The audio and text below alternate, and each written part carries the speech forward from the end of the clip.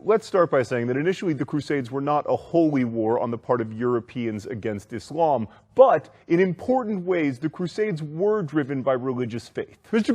Green, religion causes all wars. Imagine no religion. I'm going to cut you off right there before you violate copyright me from the past, but as usual, you're wrong. Simple readings of history are rarely sufficient. By the way, when did my handwriting get so much better? I mean, if the Crusades had been brought on by the lightning-fast rise of the Islamic Empire and a desire to keep in Christian hands the land of Jesus, then they would have started in the 8th century. But early Islamic dynasties like the Umayyads and the Abbasids were perfectly happy with Christians and Jews living among them as long as they paid a tax. And plus, the Christian pilgrimage business was awesome for the Islamic Empire's economy. But then a new group of Muslims, the Seljuk Turks, moved into the region, and they sacked the holy cities and made it much more difficult for Christians to make their pilgrimages, and while they quickly realized their mistake, it was already too late. The Byzantines, who'd had their literal asses kicked at the Battle of Manzikert in 1071, felt the threat and called upon the West for help. So the first official crusade began with a call to arms by Pope Urban II in 1095 CE. This was partly because Urban wanted to unite Europe, and he'd figured out the lesson the rest of us learned from alien invasion movies. The best way to get people to unite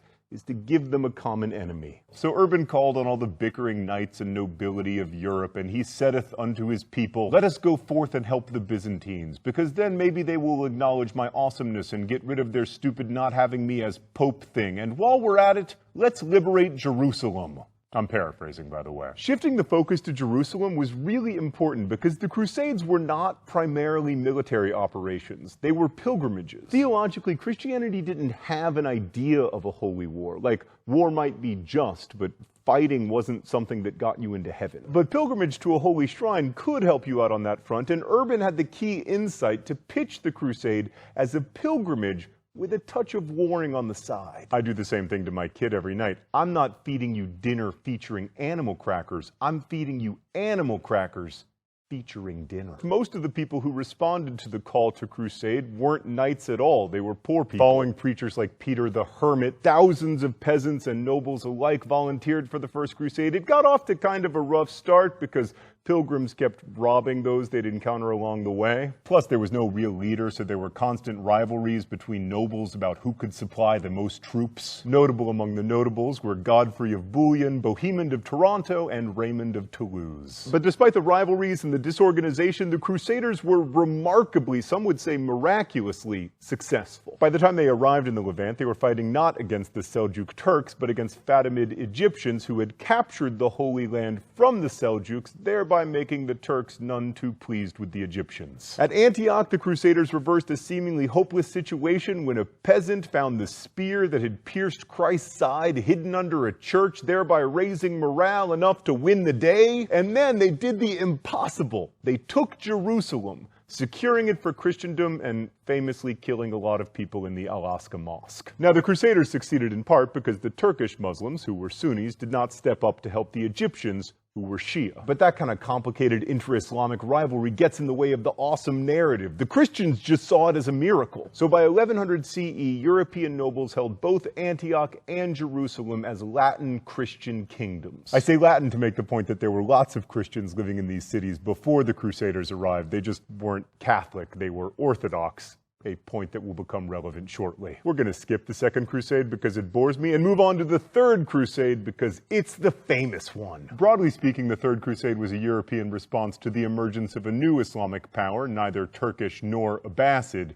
The Egyptian, although he was really a Kurd, Sultan al-Malik al-Nasser Salah el-Din Yusuf, better known to the West as Saladin. Saladin, having consolidated his power in Egypt, sought to expand by taking Damascus and eventually Jerusalem, which he did successfully because he was an amazing general. And then the loss of Jerusalem caused Pope Gregory VIII to call for a Third Crusade. Three of the most important kings in Europe answered the call: Philip, cowardly schemer II of France, Richard, Lionheart I of England, and Frederick, I am going to drown anticlimactically on the journey while trying to bathe in a river, Barbarossa, of the not holy, not Roman, and not imperial Holy Roman Empire. Both Richard and Saladin were great generals who earned the respect of their troops, and while from the European perspective the crusade was a failure because they didn't take Jerusalem, it did radically change crusading forever, by making Egypt a target. Richard understood that his best chance to take Jerusalem involved first taking Egypt, but he couldn't convince any Crusaders to join him because Egypt had a lot less religious value to Christians than Jerusalem. So Richard was forced to call off the crusade early, but if he had just hung around until Easter of 1192, he would have seen Saladin die. And then Richard probably could have fulfilled all his crusading dreams, but then we wouldn't have needed the Fourth Crusade. Although crusading continued through the 14th century, mostly with an emphasis on North Africa and not the Holy Land, the Fourth Crusade is the last one we'll focus on because it was the crazy one. Let's go to the thought bubble. So a lot of people volunteered for the Fourth Crusade, more than 35,000, and the generals didn't want to march them all the way across Anatolia because they knew from experience that it was A, dangerous, and B, hot. So they decided to go by boat, which necessitated the building of the largest naval fleet Europe had seen since the Roman Empire. The Venetians built 500 ships, but then only 11,000 Crusaders actually made it down to Venice because oh, I meant to go, but I had a thing come up, etc.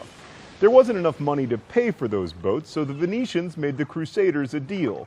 Help us capture the rebellious city of Zara, and we'll ferry you to Anatolia. This was a smidge problematic, crusading-wise, because Zara was a Christian city, but the Crusaders agreed to help, resulting in the Pope excommunicating both them and the Venetians.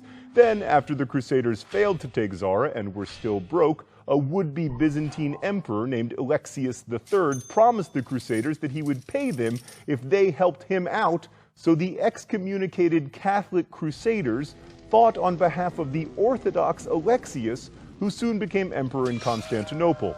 But it took Alexius a while to come up with the money he'd promised the Crusaders, so they were waiting around in Constantinople, and then Alexius was suddenly dethroned by the awesomely named Murtzophlus, leaving the Crusaders stuck in Constantinople with no money. Christian warriors couldn't very well sack the largest city in Christendom, could they?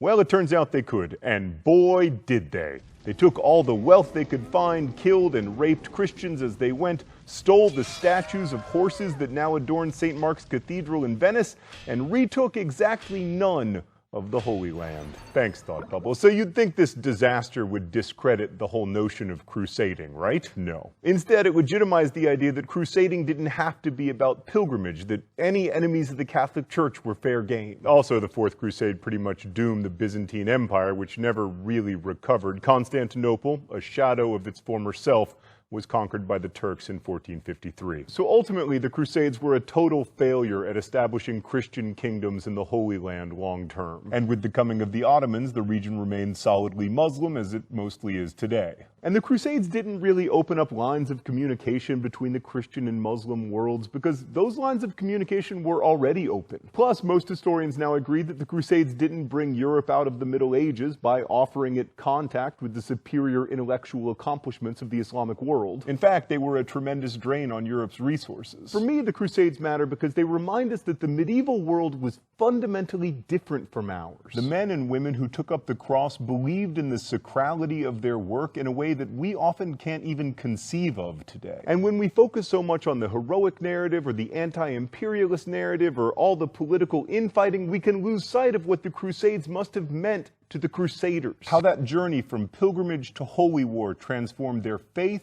and their lives. And ultimately, that exercise in empathy is the coolest thing about studying history. Thanks for watching.